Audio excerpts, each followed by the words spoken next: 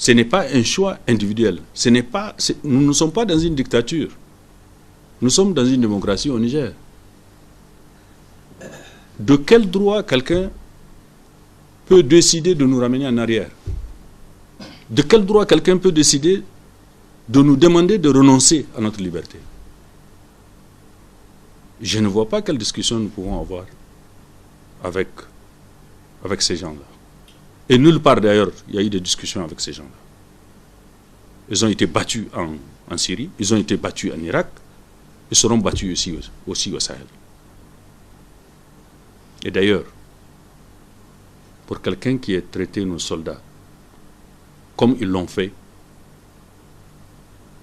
je pense que nous n'avons rien à nous dire.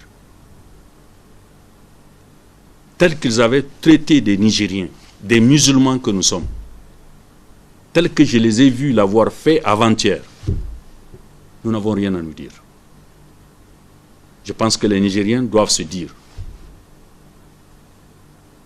entre nous et ces terroristes, il n'y a aucun point commun.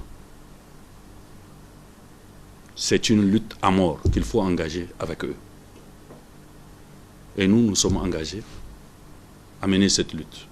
Monsieur le ministre, qu'en est-il pour les familles des victimes, des soldats tombés? Nous avons compati à leur douleur. Nous regrettons des lenteurs qui ont frustré des familles, qui ont fait mal aux familles. Mais je vous disais que nos soldats sont tombés presque au petit matin. D'autres soldats sont allés leur porter secours, qui y sont arrivés pendant la nuit. Les premiers bilans qui nous est tombé, à partir de ce détachement qui est parti chercher les disparus, le bilan nous est tombé vers 23h30 minuit. Le second bilan est tombé vers 5h du matin. Ensuite, à 8h30, ils étaient à la recherche de leurs camarades. Ils rassemblaient les corps de leurs camarades. Ils ne sont pas rentrés au camp avant 21h, avant-hier. C'est-à-dire 2 nuits. Ils géraient des corps de leurs camarades qu'ils devaient transporter à domicile. Des camarades blessés, des camarades mutilés. J'en parlais tout à l'heure pour dire que je n'ai aucun point commun avec ceux qui ont traité nos hommes de cette façon. Aucun point commun. Ils ont traité ces corps, ils ont traité le corps de leurs amis. Et ils ont estimé que nous ne pouvons pas attendre 1 minute sans les inhumer.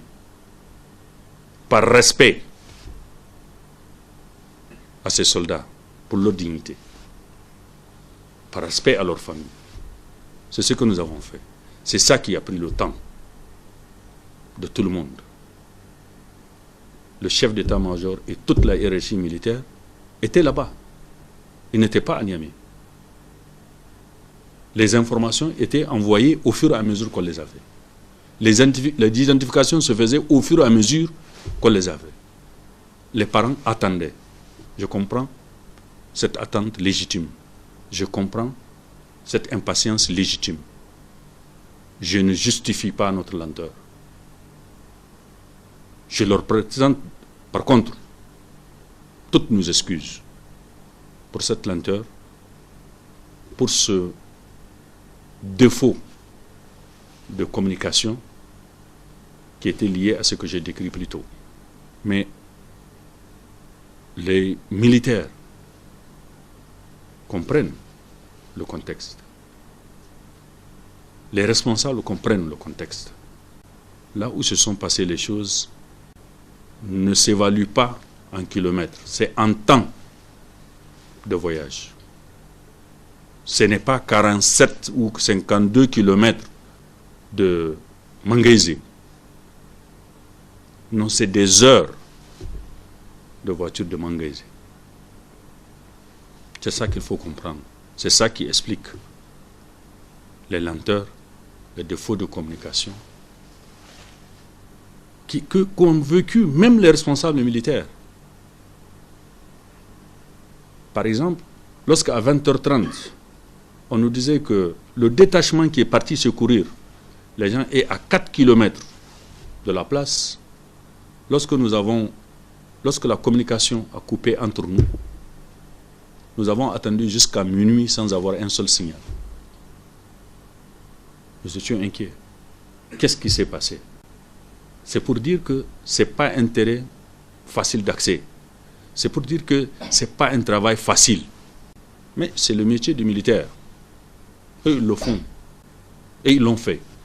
Je les félicite pour ce qu'ils ont pu faire. Ce n'est pas donné à tout le monde. Ils ont pu ramener leurs camarades à domicile. Ils ont pu les inhumer dans la dignité. Nous demandons aux familles, en tout cas nous proposons aux familles, pour toutes celles qui le veulent, de s'adresser à nous. Je l'ai fait individuellement d'ailleurs aux familles, de s'adresser à nous. Nous les transporterons jusqu'aux tombes de leurs enfants qui sont identifiés pour prier pour eux et nous le ramènerons dans leur domicile, à leur domicile respectif. C'est ce que j'ai dit aussi à l'occasion des visites que j'ai rendues aux familles. Et c'est ce que nous avons l'habitude de faire. Chaque fois que nous avons des choses comme ça, lorsque c'est à Niamey, avec toute la hiérarchie militaire, j'y vais pour présenter les condoléances. Lorsque c'est à l'intérieur, nous demandons au gouverneur ou au préfet de le faire.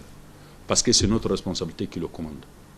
Ce sont des militaires qui tombent, certes, mais c'est des fils et des filles de leur famille, auxquels nous avons le devoir de compassion. Nous l'avons fait. Monsieur le ministre, un véhicule a levé hier à 3 heures à Ntakala. Est-ce que vous confirmez cette information? Oui. Oui. Le véhicule a été enlevé. Des poursuites ont été engagées. Le véhicule est entré au Mali. Nos collègues du Mali ont été prévenus. Et nous attendons la suite de ce qu'ils peuvent nous dire. Monsieur le ministre, ces attaques étaient prévisibles, comme vous le disiez, et on a arrêté plusieurs. Et selon vos propres analyses, quelles sont les vraies motivations de ces terroristes et à votre niveau, qu'est-ce que vous êtes en train de faire? Les motivations des terroristes, ils sont les mêmes partout. Ils estiment que nous ne sommes pas des bons musulmans. C'est tout. Ils estiment que nous ne sommes pas des bons musulmans. Et ils veulent nous apprendre à être des bons musulmans. Et pour qu'ils nous apprennent à être des bons musulmans, ce n'est pas par les prêches, ce n'est pas dans les mosquées. Ils veulent prendre le pouvoir. C'est cela. Ils veulent prendre le pouvoir pour installer une loi que tout le monde connaît. Donc il n'y a rien à savoir des islamistes, on connaît. On connaît ce qu'ils sont. On a vu, on a entendu ce qu'ils disent. Ils sont partout les mêmes. Je pense que ce n'est pas notre choix. C'est incompatible avec l'option de vie qui est la nôtre.